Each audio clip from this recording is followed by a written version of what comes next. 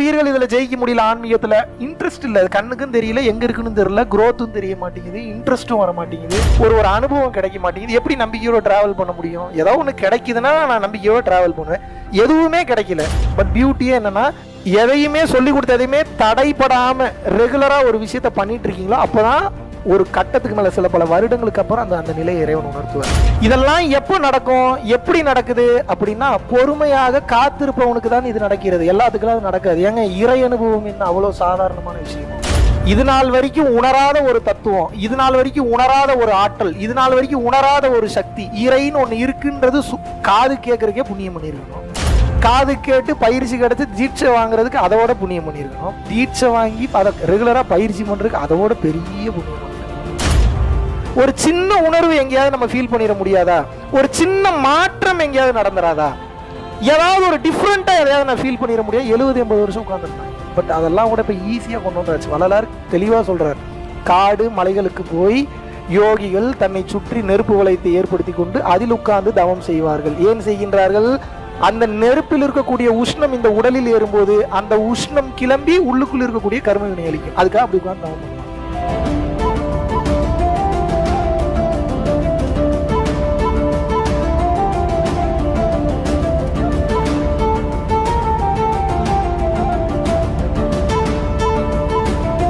ஏன் பல உயிர்கள் இதுல ஜெயிக்க முடியல? ஆன்மீகத்துல இன்ட்ரெஸ்ட் இல்ல, கண்ணுக்கும் தெரியல, எங்க இருக்குன்னு தெரியல, குரோத்தும் தெரிய மாட்டேங்குது, இன்ட்ரெஸ்டும் வர மாட்டேங்குது, ஒரு அனுபவம் கிடைக்க மாட்டேங்குது. எப்படி நம்பிக்கையோட டிராவல் பண்ண முடியும்? ஏதோ ஒண்ணு கிடைக்குதுன்னா நான் நம்பிக்கையோட டிராவல் பண்ணுவேன்.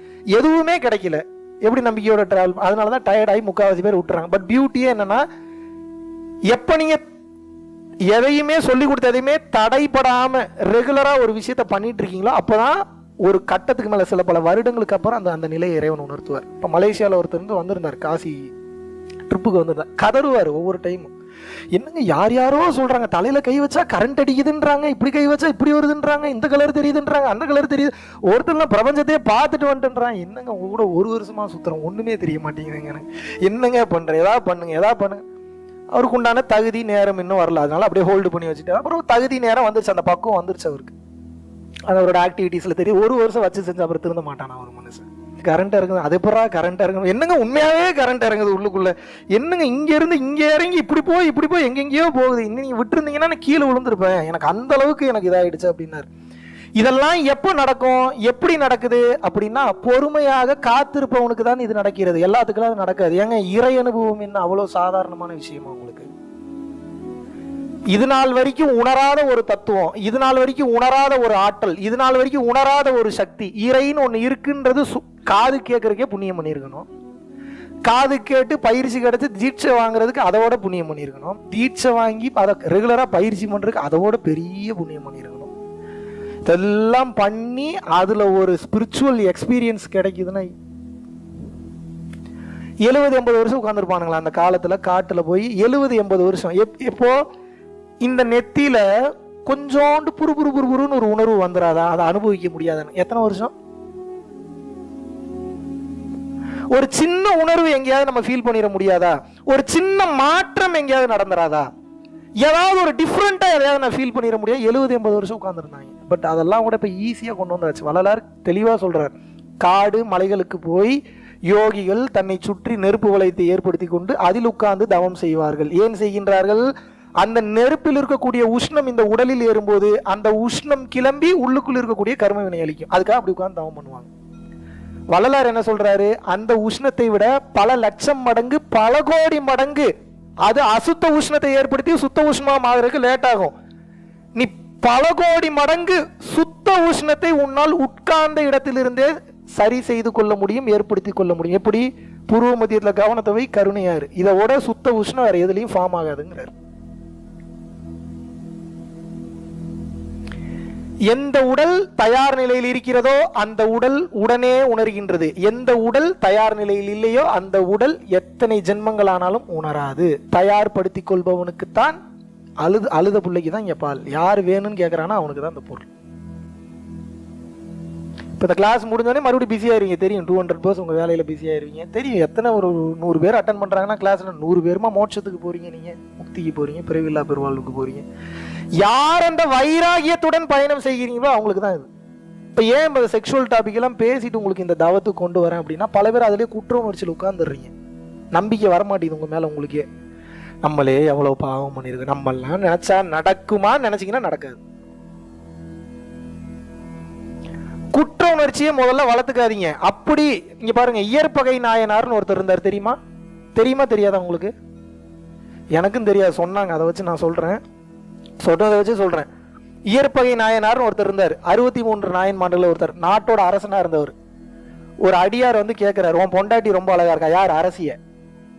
உன் பொண்டாட்டி ரொம்ப சூப்பரா இருக்கா, ஒரு நைட்டு நான் அவளை யூஸ் பண்ணிக்கிட்டுமான்னு கேட்கிறார். நீங்களா இருந்தா என்ன சொல்லுவீங்க? ஜெயில தூக்கி போடுவீங்க, சண்டைக்கு போவீங்க, வெட்டி கொலை கூட பண்ணுவீங்க. அவர் என்ன தெரியுமா பண்ணாரு? சிவபெருமான் அவரோட அடிமை நானு, சிவபெருமான உருகி உருகி வாழ்ந்துட்டு இருக்கக்கூடிய சிவனடியார் நீங்க. எனக்கு சிவபெருமான நீங்களும் வெவ்வேறே இல்லை. எவ்வளவு தைரியம் தான் என்கிட்டயே வந்து கேட்பீங்க, என் பொண்டாட்டி தான் நாங்கள் வச்சுக்கங்கன்னாரா. அவ பாக்குறா மேலேங்க, டேய் உனக்கு ஏதாவது ஐடியா இருக்கு, நீ வேற எதையாவது கூட என்னையாண்டா தூக்கி கொடுக்குற? இல்லம்மா நீ எனக்காக போய்தான் ஆகணும். என்னடா அப்புறம் ஊரே எதிர்த்து நிற்கிதை, நீங்க பண்ணக்கூடாது, ஊரோட நாட்டோட மான மரியாதை எல்லாம் போயிடும். உடனே அந்த சிவனடியார் என்ன பண்றாரு? நீயே பத்திரமா கொண்டு வந்து பொண்டாட்டி ஊர் எல்லைக்கு வந்து கொண்டு வந்து விட்டுட்டப்ப கிளம்பு அப்படிங்கிறாரு. இவர் பாருங்க எவ்வளவு தெளிவுங்க. வழியில போகும்போதெல்லாம் ஊரே தடுத்து நிறுத்துறாங்க, எல்லாத்தையும் வெட்டி கொள்றாரு. என் பொண்டாட்டி எவனும் தொடக்கூடாது, நான் மட்டும்தான் தொட்டு கொண்டு போய் இதுக்கு பேர் கொண்டு போய் சிவனடியார் கையில் நடந்த கதைங்க. நீங்க நான் பொய்யெல்லாம் சொல்ல வேணா, அப்புறம் போய் படிச்சு பாருங்க. போய் பொண்டாட்டிய வந்து சிவனடியார் கையில கொடுக்குறாரு. இப்ப புரியல. இப்ப சிவபெருமானுக்கு கண் கலங்குது. சிவபெருமான் வேற யாரும், அந்த சிவனடியார் தான். சிவபெருமான் தான் சிவனடியார் ரூபத்துல வந்திருக்கிறார். இவன் எந்த அளவுக்கு நமக்கு அர்ப்பணிப்போட இருக்கிறான்னு பார்க்கலாம் அப்படின்னு. என்னடா உன்னுடைய பொண்டாட்டியே எனக்கு கொடுத்துட்டியடா, இதுக்கு மேல என்னடா இருக்கு? அந்த அளவுக்கு நான் பக்குவத்துக்கு வந்துட்டேன். இதுக்கு மேல இந்த உலகத்துல நீ அனுபவிக்கிறதுக்கு எந்த பிரச்சனையும் இல்லை. நான் உனக்கு முக்தியும் கொடுக்குறேன், இறந்தவர்களுக்கு உயிரும் கொடுக்குறேன், செத்தவங்க எல்லாத்துக்கும் உயிர் கொடுத்து இவருக்கு முக்தியும் கொடுத்தார். அந்த நாயனாருக்கு பேர் தான் ஐயற்பகை நாயனார். அவர் பேர் என்ன? இப்ப பொண்டாட்டியை கூட்டி கொடுத்தவனுக்கு சிவபெருமான் முக்தி கொடுத்திருக்கிறார். சிவபெருமானுக்கு அறிவு இருக்கா இல்லையா?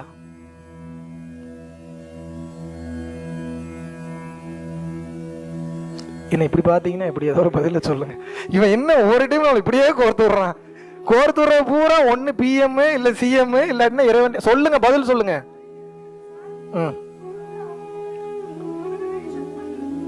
Very good. நீங்க என்ன பதில் சொல்றீங்க? Very good. பக்திக்கான சோதனை, திருவிளையாடல், நல்ல வேர்டு அது. Okay, very good. வேற? Very good. எல்லாம் சேர். சரி, இப்ப நான் எனக்கு கல்யாணம் ஆயிருச்சா உங்களுக்கு? தப்பா எடுத்து கூட என் கேள்விய. இப்போ ஒரு சிவனடியார் வராரு, நீங்க என்ன பண்ணுவீங்க?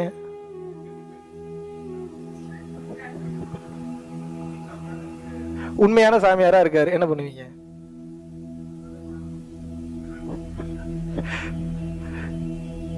கொஞ்சம் குழப்பமா தான் இருக்குல்ல. இதுக்குள்ள என்ன பதில் சொல்றது? செருப்பொடி விழுகும் சரின்னு சொன்னா. வீடியோ வேற எடுத்துட்டு இருக்கானுங்க, போட்டு விட்டுருவானுங்களா? பொண்டாட்டிட்ட அவன் மிதி வாங்குறது, இவங்கிட்ட பதில் சொன்னா அவன் சாவங்கியவும் விட்டுருவானா? எவ்வளவு குழப்பம் வருது பாத்தீங்களா? இந்த எந்த சிந்தனையெல்லாம் வச்சுக்கன்னாரு. அதனாலதான் அவருக்கு முக்தி கிடைச்சு. அவன் போலி சாமியாராகவே இருந்தாலும் இவர் என்ன நினைக்கிறாரு? சிவபெருமான கும்பிடுற, அப்ப நீ தப்பா இருக்கிறதுக்கு வாய்ப்பு இல்லை, நீ சரியான ஆளாதான் இருப்ப, என் பொண்டாட்டியை வச்சுக்கன்னு கொடுக்குறாரு. புரியுதா? எத்தனை பேத்துக்கு புரிஞ்சதுன்னு தெரியல. புரிஞ்சா உங்க வாழ்க்கை சிறப்பா இருக்கும். சரண்டர் பண்ணிட்டு அந்த விஷயத்த பண்ணும்போது மிராக்கலா அந்த யாரை நினைச்சு அவர் பண்றாரு? அதை சிவபெருமான் நினைச்சு பண்றாரு. இப்ப பொறுப்பு யார் எடுத்துக்கணும்? யார் இறங்கிறாரு, ஏதோ ரூபத்துல வந்துருவார். சில பல விஷயத்தெல்லாம் நமக்கு அறிவு வரல, பத்தல, தெரியல அப்படின்னா கையை தூக்கிட்டு சரண்டர், நீ பாத்துக்கப்பா, நீ ஆசைப்பட்டு கேட்க, நான் இந்த மனநிலையில தான் பண்றேன்னு சொல்லி நம்ம மனநிலையை நம்ம சரிப்படுத்திக்கணும். அதனால நடக்கக்கூடிய விளைவுகள் நமக்கு தெரியல, ஓரளவு கணிக்கலாம். ஆனா அந்த விளைவுகளை டோட்டலா நம்மளால கணிக்க முடியலன்னா நம்ம என்ன பண்ணணும்? சரண்டர் பண்ணிட்டு எனக்கு இவ்வளவுதான் தெரியும், என்னுடைய நோக்கத்துல நான் சரியா இருக்கேன், என் பொண்டாட்டி கன்வின்ஸ் பண்ணிட்டா, அவளும் சரின்ட்டா, இது ஒரு பிரச்சனை இல்லை, ஆனா நீ தான் பாத்துக்கணும் இறைவான்னு சொல்லி சரண்டர் பண்ணிட்டாரு. அதனால சிவபெருமான் அதனால முக்தி கொடுக்குறாரு. நம்பிக்கை. இப்ப நான் கேட்டல, உங்களை ஏன் கேட்டேன்னா உங்களை காயப்படுத்துறது கேட்கல, அந்த சிந்தனை இருக்குல்ல, போலிச்சாமியாரா இருந்துருவானோ, வருவானோ, மாட்டானோ, இது நடந்துருமோ, வேற ஏதாவது ப்ராப்ளம் வந்துருமோ, அது அன்னைக்கு நடந்த மேட்டர்ல. இன்னைக்கு நீங்க அதே மனநிலையில ஏதோ ஒண்ணு கேட்டீங்கன்னா இந்த வினாடி உங்களுக்கு சிவபெருமான் காட்சி கொடுத்து அதை பண்ணுவார். இந்த வினாடி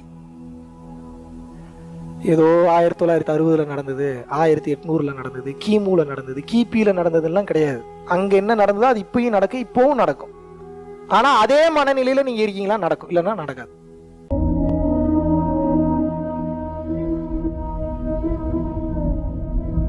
பரம்பொருளின் கருணையினால உங்களுடைய இடைவிடாத அன்னதானத்திற்கு நீங்கள் அனுப்பப்பட்ட பணத்தின் மூலியமாக பல லட்சம் உயிர்களுக்கு இது நாள் வரைக்கும் வந்து சாப்பாடு கொடுத்துருக்கோம்.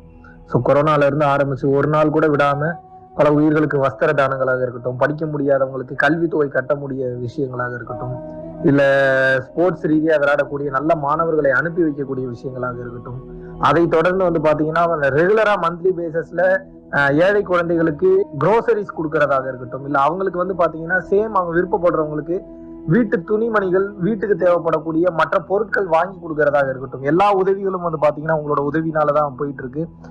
சாது சிதம்பர சுவாமிகள் வளநாட்டார் வந்து ஒரு வார்த்தை சொல்லுவாரு, பசித்தோர் முகம்பார் பரம்பொருள் அருள் கிட்டும் அப்படின்னு வந்து சொல்லுவாரு. வள்ளல் பெருமானும் ஜீவகாருண்யம் உள்ள சம்சாரிகளுக்கு எப்பேற்பட்ட சூழ்நிலையிலும் வந்து பாத்தீங்கன்னா அவங்களோட லாபம் தடைபடாது, தொழில் பிரச்சனைகள் வந்து நிவர்த்தியாகும், அதை தொடர்ந்து வந்து வாழ்க்கையில குடும்ப பிரச்சனைகள் விலகும், அதுபோக குழந்தை சம்பந்தமான பிரச்சனைகள் எதுவாக இருந்தாலும் வந்து இந்த அன்னதானத்திற்காக நீங்கள் செய்யக்கூடிய ஒவ்வொரு ரூபாயும் அது வந்து உங்களுக்கு நிச்சயமாக புண்ணியமாக வந்து சேரும். புண்ணியத்தை கடந்த நிலையில் முக்தி பாதைக்கும் அது நிச்சயமாக உங்களை வழிநடத்தும்.